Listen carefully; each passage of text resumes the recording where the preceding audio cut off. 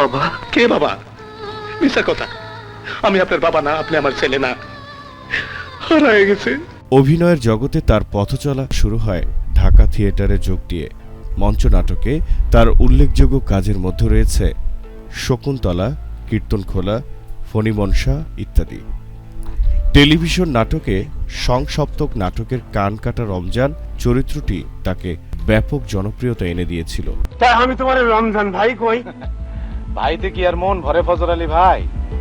মিয়া সৈয়দ এই ধরনের কিছু একটা হইলে চলচ্চিত্রে তিনি হুলিয়া, ব্যাচেলর, আহা, মাতৃত্ব প্রভৃতি ছবিতে অভিনয় করেছেন।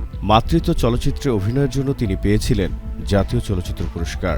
10 ফেব্রুয়ারি 2018 সালে মরণোত্তর একুশে পদক পান হুমায়ুন ফরিদী। আপনারা দেখেছেন সারা শহরে আমার নির্বাচনী পোস্টারে কারা যেন আজে বাজে কথা লিখে রেখেছে।